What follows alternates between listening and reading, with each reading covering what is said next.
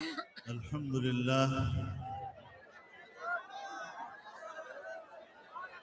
لله وكفى وسلام على عباده الذين اصطفى لا سيما على سيد الرسل وخاتم الأنبياء وعلى آله وصحبه ومن بهديه مهتدى. أما بعد فأعوذ بالله من الشيطان الرجيم. بسم الله الرحمن الرحيم. هو الذي أرسل رسوله بالهدى ودين الحق ليظهره على الدين كله وكفى بالله شهيدا. محمد رسول الله صدق الله العظيم. जनाब सदर मुहतरम,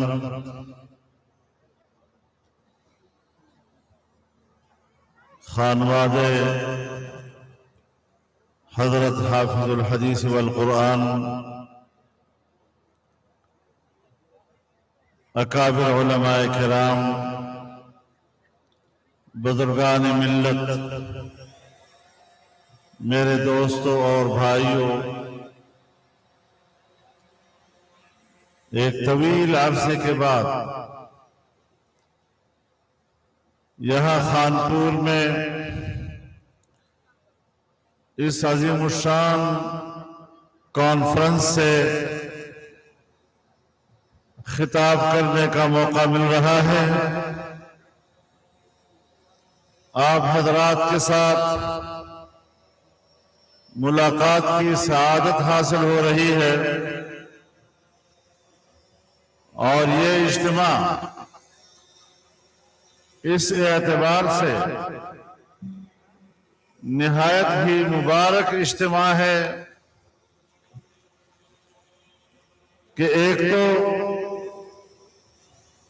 हजरत शेख हजरत दरखास्ती रहमहुल्लाह की याद में मुनाक़द किया जा रहा है और फिर जनाब रसूलुल्लाह सल्लल्लाहु अलैहि वसल्लम की खत्म नबूवत के उन्वान से इसका इनेकाद हो रहा है। इस अज़ीमुश्शान और इंतहाई काबिल कदर निस्बत से मुझे उम्मीद है कि अल्लाह ताला के नजदीक आपका इस इज्तिमा में शामिल होना अल्लाह के यहाँ कबूल होगा। मेरे मोहतरम दोस्तों, क्या वजह है कि वो पाकिस्तान जो दुनिया के नक्शे पर एक इस्लामी रियासत की सूरत में वजूद में आया, लेकिन आज भी अकीदा खत्म नबूवत के तहफ़्फ़ुज़ के लिए उलमाए किराम को, मजहबी तबके को अकीदे खत्म नबूवत के किले की चौकीदारी करनी पड़ रही है और उसके तहफ़्फ़ुज़ के लिए हम वक्त उन्हें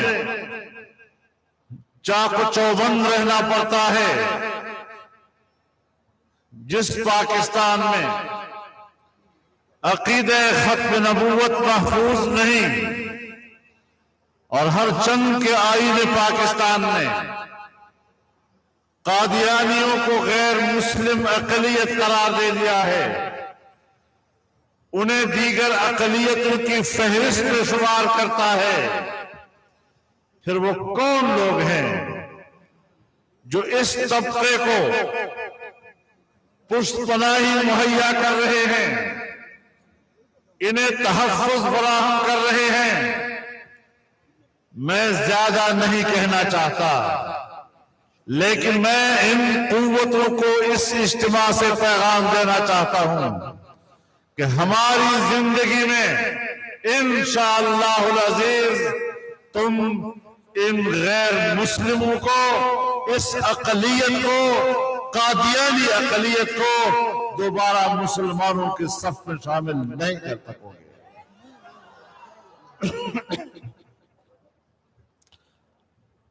मैं समझता हूं और संजीदगी से इस बात को लेना चाहिए कि अगर हमारी एस्टेब्लिशमेंट में, हमारी ब्यूरोक्रेसी में, हमारी सियासी जमातों के अंदर इस किस्म की काली भेड़ें मौजूद हैं तो उन्हें निकाल बाहर किया जाए ताकि हमारे इदारे इस गलाजत से पाक हो जाए। मेरे मुहतरम दोस्तों, क्या ये हमारे लिए तशवीश का बायस नहीं?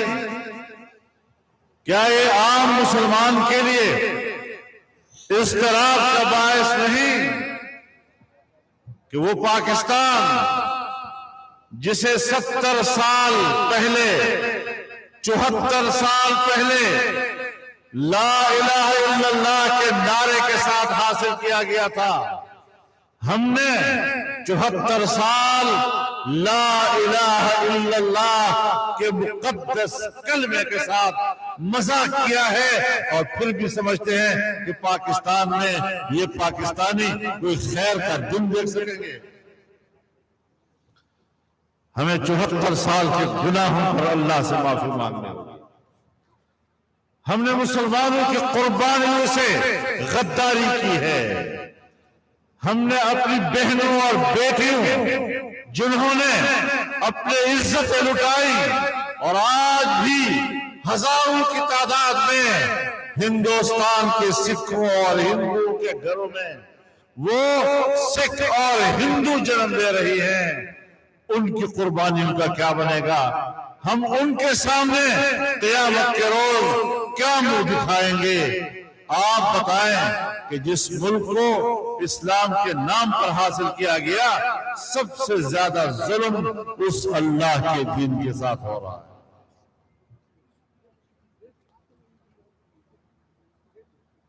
क्या हमारा सवाल नहीं बनता कि 1973 में पाकिस्तान का आईन बना और इस्लाम को पाकिस्तान का ममलकती मजहब करार दिया गया। इस आईन में करार दिया गया कि कुरान और सुन्नत के मुनाफी कोई कानून नहीं बनाया जाएगा। इस आईन में करार दिया गया कि हर कानून कुरान और सुन्नत के ताबे होगा। लेकिन कोई बता सकता है कि सन 1973 से लेकर आज तक हमारी पार्लियामेंट की किसी ऐवान में कोई एक इस्लामी कानून पास हुआ?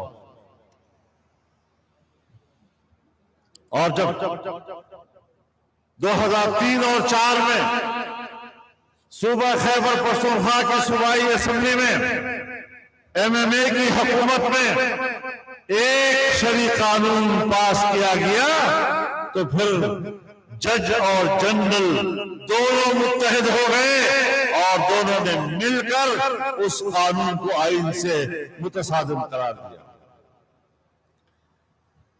क्या इनसे कोई पूछने वाला नहीं? क्या ये किसी को जवाब दे नहीं है? क्या ये अल्लाह को भी जवाब दे नहीं? कभी इस गिरेबान में झांक कर देखा है कि क्या उन्होंने अल्लाह के कानून पर अपनी राय को तरजीह नहीं दी है? लेकिन क्या किया जाए? जनरल साहब, क्या किया जाए? जज साहब है, सुप्रीम कोर्ट का जज है, लिहाजा उसके एहतराम में फर्क आएगा अगर हम उनके इस किस्म के गलत फैसलों के ऊपर तबसरे करेंगे। लेकिन मैं बताना चाहता हूं कि फैसले तुम करो, ये तुम्हारा इख्तियार है। फैसले तुम करो, ये तुम्हारा इख्तियार, लेकिन उसको सही कहना या गलत कहना ये हमारा इख्तियार। आप हमें इस हक से महरूम नहीं कर सकते। मेरे मुहतरम दोस्तों, जिस मुल्क में तहसीब बिक रही हो, और हम आए रोज यही सोचते हैं कि मगरिब को कैसे खुश करना है। हमने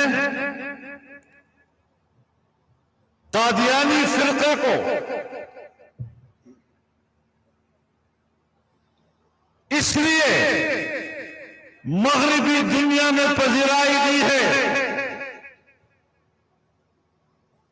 कि वो इस्लाम की ताबीर अंग्रेज और मगरिब के मफादात की बुनियाद पर करता है।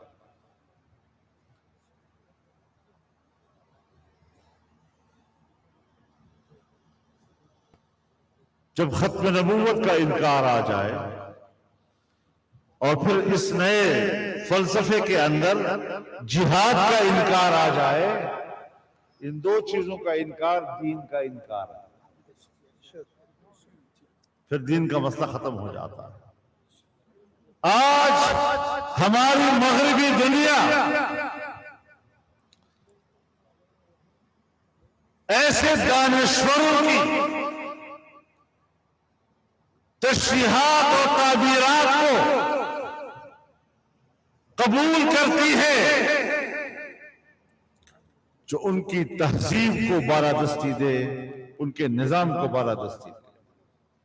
हमारे मुल्क में भी ऐसे लोग रहते हैं,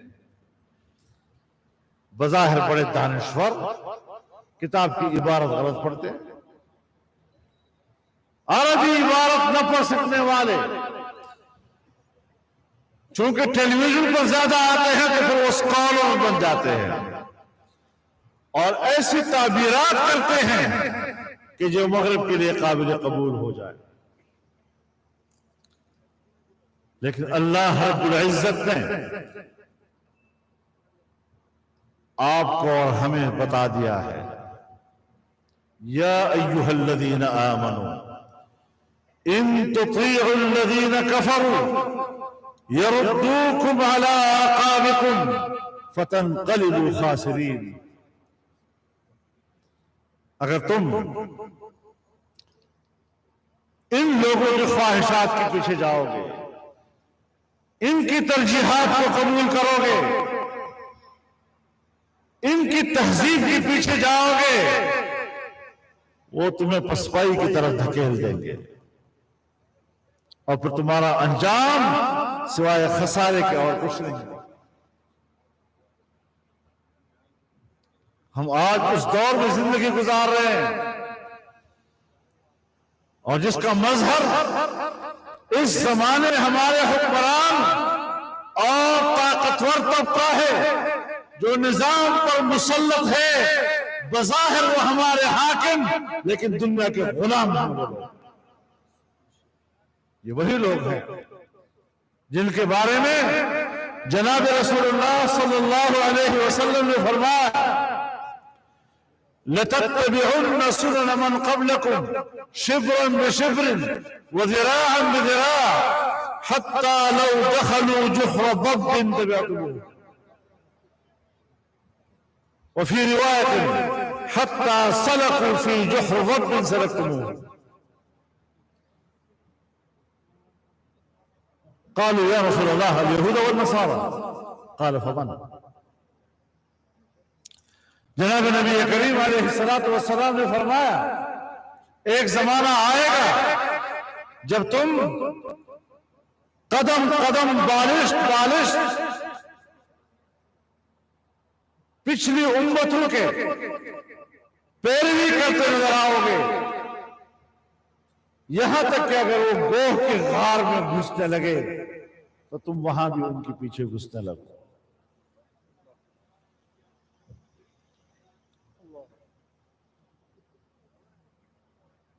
गोह एक छोटा सा जानवर है, बड़े जानवर को तो हम दाब्बा कहते हैं, इसको दुएबा कहते हैं।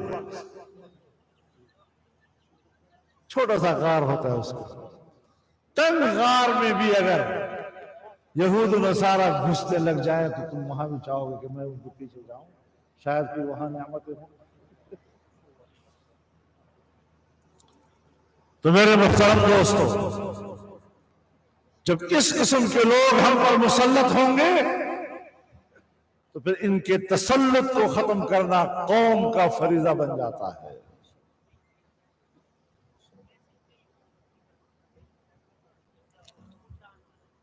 हमारे मुल्क में एक निजाम मौजूद है, हमारे मुल्क में एक निजाम मौजूद है। हम उस तयशुदा निजाम के तहत वो कुव्वत पैदा करना चाहते हैं।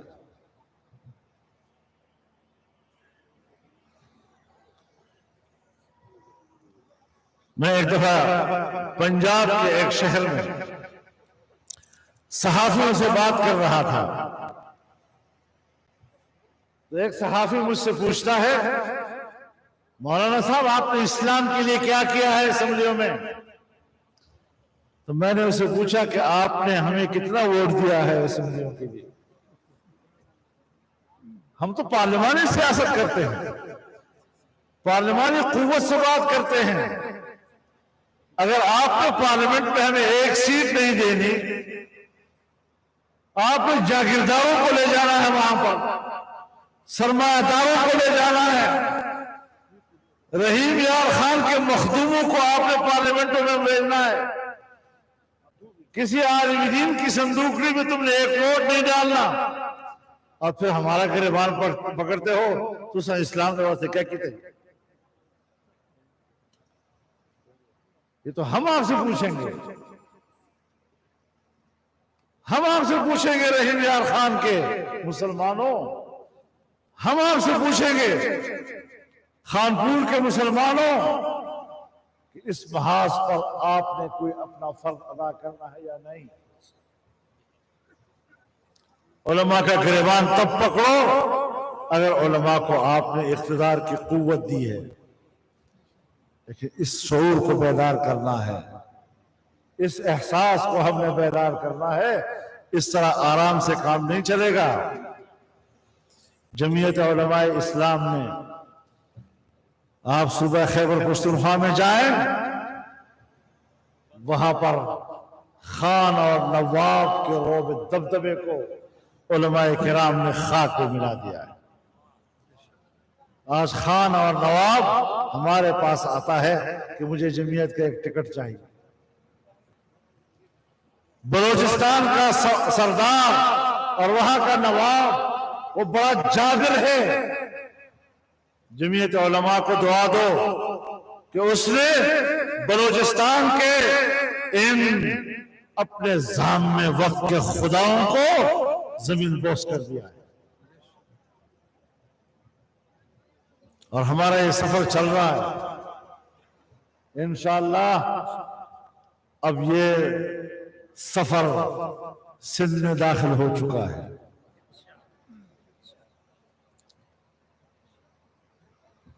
और सिंध आने वाले मुस्तकबिल में जमीयत उलमा का मुंतजर है।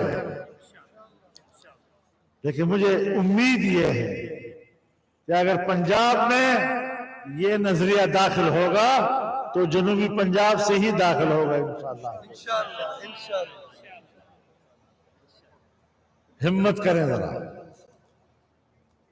जिस तरह के हुक्मरान आज आप पर मुसल्लत हैं, इनके एजेंडा यही है कि नामूस रिसालत का कानून खत्म करें। इनका एजेंडा यही है कि खत्म नबूवत के शिक को आइन से निकालें। लेकिन इस इज्तिमा की वसातत से मैं कौम को मुबारकबाद देना चाहता हूं कि ऐसे हुक्मरानों के इन नापाक अज़ाइम को हमने नाकाम बना दिया है। और इंशाअल्लाह अब इनमें यह कुव्वत नहीं है कि ऐसी जुर्रत कर सके। नारे तकबीर, जिंदा है जमीयत, मुफ्ती की जमीयत, दरखास्ती की जमीयत, कायद की शक्ल में जमीयत, कायद जमीयत मौलाना फजलुर रहमान। इनके एजेंडे बड़े खतरनाक थे, लेकिन अल्हम्दुलिल्लाह हमने नाकाम बनाया। भाई कोई एजेंट भेजो, जरा अकल वाला तो हो। अमेरिका साहब, बर्तानिया, यूरोप, अपना एजेंट भेजो, कोई अकल वाला तो भेजो। ना अहला ना लायक लोग हमारे मुल्क पर हुक्मरान बन जाते हैं, और जितना नालायक होगा हमारी एस्टेब्लिशमेंट कहेगी बस ये असाडे कम नहीं, वो कदले बनना है। इस किस्म की मखलूक उनको चाहिए। आज मुल्क का बेड़ा गर्क कर दिया। आप जाएं इंडिया में, आप जाएं बांग्लादेश में, आप जाएं इंडोनेशिया और मलेशिया में, आप जाएं चाइना में, आप जाएं ईरान में, खलीजी ममालिक में, उनकी सालाना तरक्की का शरह नमू क्या है? कितने फीसद तरक्की करते हैं? कोई 6%, कोई 7%, कोई 8%। और जब से ये आया है पाकिस्तान की मईशत का सालाना तरक्की का तखमीना वो 0 से भी नीचे चला गया। मुल्क की मईशत जुमूद का शिकार है। और आज पाकिस्तान की जाली काबीना ने इस बात की मंजूरी भी दे दी है कि पाकिस्तान के स्टेट बैंक को IMF के साथ बराह रास्त वाबस्ता कर दिया जाए, ताकि पाकिस्तान का ये कौमी मालियाती इदारा इसका अपना इख्तियार खत्म हो जाए और कोई पाकिस्तानी इसके किरदार पर तनकीद नहीं कर सकेगा। हमें बैरूनी मालियाती इदारों का गुलाम बना दिया गया।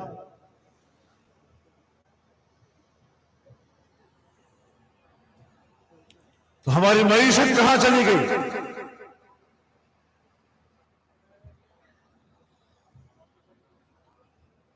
और महंगाई ने क्या हशर कर दिया है। आम आदमी को बेबस करके रख दिया है। आज लोग खुदकुशियां कर रहे हैं, अपने बच्चों को घर में ज़बह करके मां बाप खुदकुशी कर लेते हैं कि अपने औलाद की भूख उनसे देखी नहीं जाती। पड़ोसियों से भीख मांगने पर लोग मजबूर हैं। पार्लियामेंट के सामने मां बाप अपने बच्चों को लाकर बराए फरोख्त वहां बिठा दिया है। बच्चों को बेचने के लिए लोग तैयार हो गए। ये इस्लामी रियासत है? इस्लामी रियासत का तस्वुर ये है? हम जो अफ्रीका को ताने दिया करते थे और जब अफ्रीका का तस्वुर आता था तो फकीर फुकरा गरीब गुरबा का तस्वुर आता था, आज हम उन ममालिक से भी नीचे चले गए।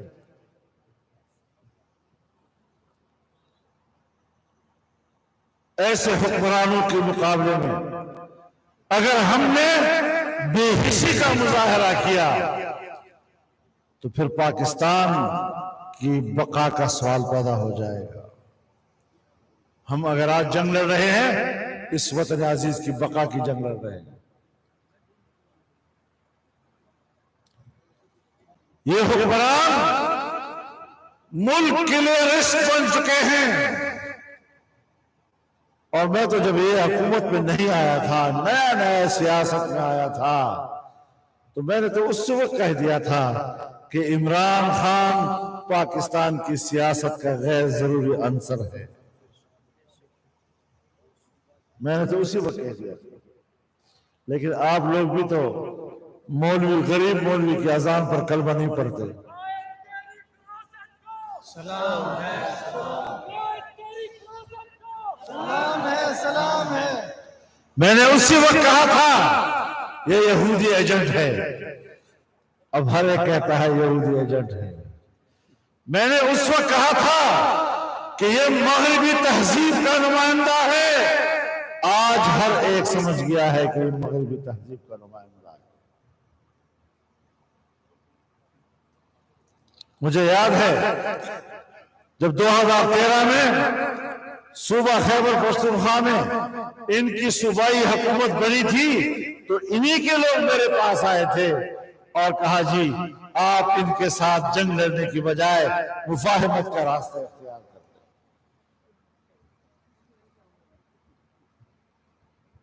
और फिर मेरी तस्दीक की उन्होंने कि आप इनको यहूदी एजेंट कहते हैं, आप उसको मगरबी तहजीब का नुमाइंदा कहते हैं, हम 2-3 सालों से तुम्हारी तकरीरें नोट कर रहे हैं, आप बिल्कुल सही कह रहे हैं। लेकिन अगर दुनिया में मईशत है तो मईशत दुनिया की यहूदियों के हाथ में है। अगर पाकिस्तान को माशी तरक्की करनी है तो फिर यहूदियों की मदद की हमें जरूरत होगी, और वो इस्लामी तहजीब को मदद नहीं देगा।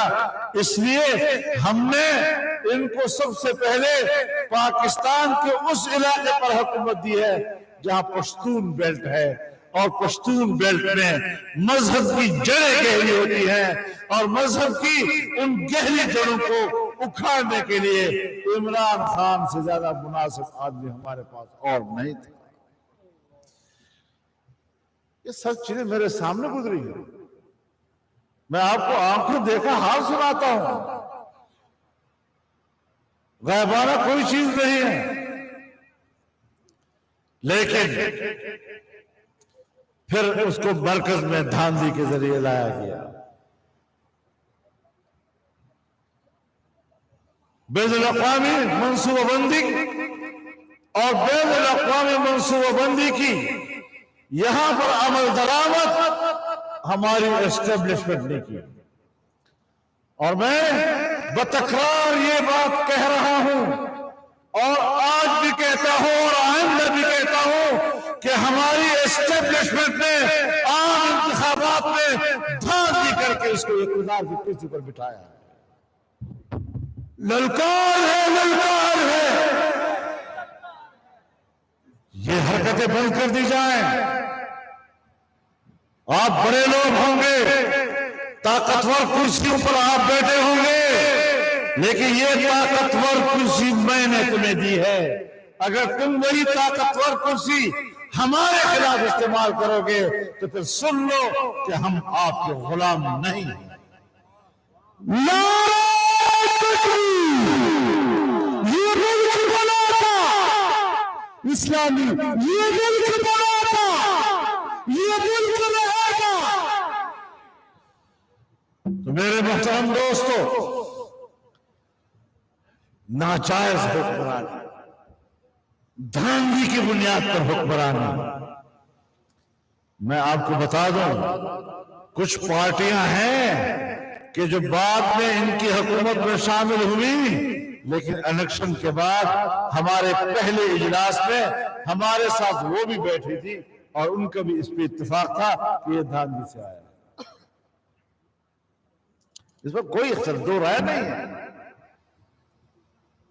हम नाजायज हुक्मरानी को तस्लीम नहीं करते। तुम लाख कहो कि ये हमारा हुक्मरान है, मैं नहीं मानता कि ये हमारा हुक्मरान।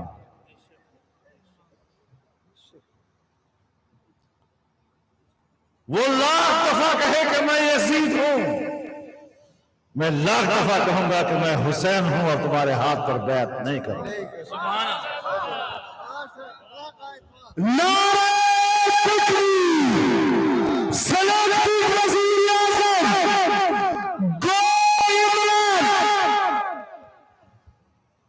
तो मेरे मोहतरम दोस्तों,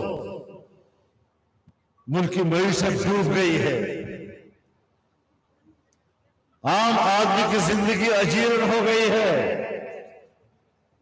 असातिज़ा रो रहे हैं, किसान रो रहा है, मजदूर रो रहा है, डॉक्टर रो रहे हैं, वकील एहतजाज पर है, दुकानदार एहतजाज पर है। हर शोबे जिंदगी आज इस्तिराब के दौर से गुजर रहा है, परेशानी के दौर से गुजर रहा है। लेकिन कहते हैं नहीं, IMF कहता है कीमत बढ़ाओ, तो हमें कीमत बढ़ानी पड़ती है। तो फिर हम आजाद मुल्क तो न हुए। हमने अपनी आजादी की तरफ आगे बढ़ना है। न मजहबी हवाले से ये पाकिस्तान के नुमाइंदे हैं, न माशी हवाले से ये पाकिस्तान के नुमाइंदे। यहां तक मुझे अफसोस से कहना पड़ता है कि हमारे मुल्क में अदल इंसाफ के हवाले से अदालतों का किरदार दुनिया के 130 ममालिक के 130 में से 126वें नंबर पर है। जहां बिल्कुल ही अदल इंसाफ नहीं है वो 130 नंबर पे है और पाकिस्तान 126वें नंबर पर है। कहां हमारे मुल्क को खड़ा कर दिया आपने? सबको कहते हैं चोर चोर, तुम चोर, वो चोर, पैसा बाहर भेज दिया। लेकिन मुझे बताओ जरा,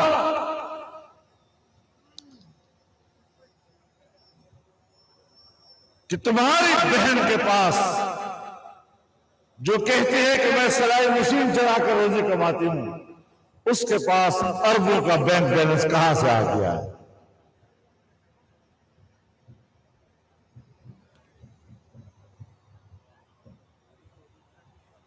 और दुनिया कहती है, बैनुल अक़वामी रिपोर्ट्स कहती हैं कि पिछली हुकूमतों में करप्शन अगर थी भी, इस हुकूमत ने इक़्तिदार हासिल किया करप्शन को खत्म करने के नाम पर, लेकिन इस हुकूमत में 3 से 4% करप्शन और बढ़ गई।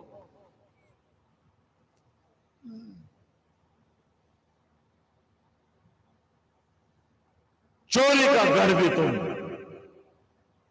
करप्शन का घर भी तुम, मईशत की हलाकत भी तुम्हारी वजह से, अदालतें भी आपकी हुकूमत में मुतासिर। वजह क्या है? मैं अदालतों के खिलाफ नहीं हूं, मैं तमाम जज साहिबान का एहतराम करता हूं, लेकिन अगर गुज़श्ता 1-2 सालों से अब तक और आज तक तुम्हारे अपनी अदालत आलिया और अदालत उज़्मा के इंतहाई काबिल एहतराम जजेस अपने अल्फाज में अपने अदलिया का किरदार पर शक करते हैं और उस हवाले से अदम इत्मीनान की बात करते हैं और शिकायतें बना रहते हैं, तो फिर मुझसे क्या गिला? तुम्हारे अपने घर से तुम्हारे ऊपर गवाहियां आ गई हैं। शहीद शाहिद मिन अहली, अपने घर की गवाहियां हैं। अपने किरदार से अपने आप को आपने मुहतरम बनाना होगा। हम पर तो एहतराम लाजिम नहीं है, लेकिन ये सारा आवे का आवा बिगड़ चुका है। अब मेरे नजदीक ये मसला नहीं है कि ये नाकाम हो चुका है, मुल्क को तबाह कर चुका है, बेड़ा गर्क कर दिया है। मेरे नजदीक मसला ये है कि अगली हुकूमत इस हालत मुल्क को उठाएगी कैसे? चैलेंज ये है। तो इस हवाले से कौम ने किरदार अदा करना है, अवाम ने किरदार अदा करना है। हमारी सियासी कुव्वत अवाम है, हमारी सियासी कुव्वत असलहा नहीं है, खूनरेजी नहीं है, आईन की खिलाफ वर्जी नहीं है। आईन के दायरे में हम कौम में शऊर बेदार करना चाहते हैं। कोई खफा होता है तो लाख दफा खफा हो, यह हमारा हक है कि हम मुल्क को तबाही से बचाएं, इस मुल्क को हलाकत से बचाएं, इस मुल्क की बका व इस्तेहकाम के लिए हर कुर्बानी देने के लिए मैदान में उतर आए। तो इंशाअल्लाह अज़ीज़ आने वाले वक्त में इक़दामात होंगे और मुझे उम्मीद है कि कौम उसमें शाना बशाना हमारे साथ शरीक होगी। ठीक है भाई, अपने अंदर जरा बेदारी पैदा करो। आप जाग जाएं, दुनिया की कोई ताकत आपको नुकसान नहीं पहुंचा सकती।